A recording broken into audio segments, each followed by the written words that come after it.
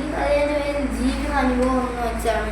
നമ്മളുടെ ജീവിതം തന്നെയാണ് നമ്മളുടെ ശത്രു. നമ്മൾ എത്രയൊക്കെ പഠിച്ചാലും എഴുതിയാലും നമ്മൾ എല്ലാം കാണാപ്പാടമാണ് പഠിക്കാൻ. നമ്മൾ മനസ്സിലാക്കിയിടണം. നമ്മൾ വിജയത്തിനെ തേടി നമ്മൾ പോകാൻ പാടില്ല, വിജയം നമ്മളെ തേടി വരണം. നമ്മൾ ഒരിക്കലും കാണാപ്പാഠം പഠിക്കാൻ പാടില്ല. നമ്മളുടെ ജീവിതം തന്നെ ഒരു പുസ്തകം പോലെയാണ്. അതിൽ ഓരോ പേജുകൾ തീർന്നുകൊണ്ടിരിക്കുമ്പോൾ നമ്മുടെ ജീവിതം തീർന്നുകൊണ്ടിരിക്കുന്ന പോലെയാണ്. ഓരോ പേജുകൾ തീരുമ്പോഴും നമ്മുടെ ആയുസ് കൂടി വരികയാണ്. നമ്മൾ എത്രയൊക്കെ പഠിച്ചാലും ഇരുന്നാലും നമ്മൾ ഇപ്പോൾ വലിയ ആളാണെന്ന് കരുതിയാലും ഈ ലോകത്തിൽ ചെറിയ ആൾ നമ്മൾ തന്നെ ആയിരിക്കും.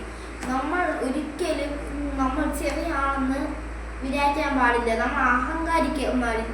അവർ തന്നെയാണ് ഏറ്റവും വലിയ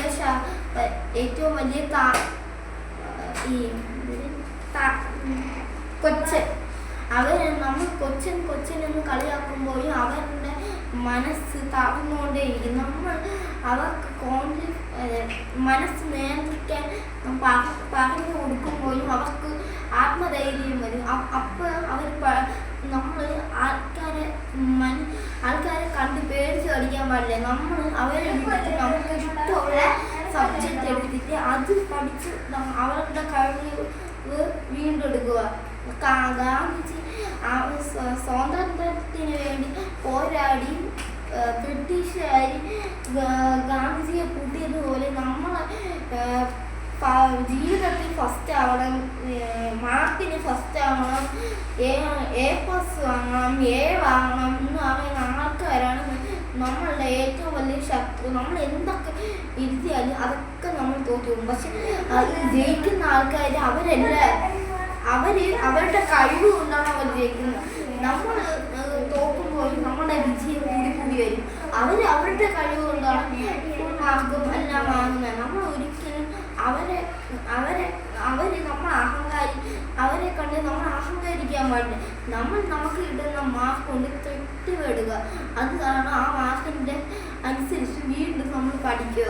അങ്ങനെ 5 മണിക്ക് എണീച്ച് എല്ലാം പഠിക്കുന്ന പാരൻസിനും അച്ഛനമ്മമാർക്കും നമ്മുടെ സ്നേഹം കൊണ്ടാണ്, നമ്മുടെ അമ്മേൻ്റെ മുലപ്പാൽ കൊണ്ടാണ് നമ്മൾ ജീവിക്കുന്നത്. നമ്മുടെ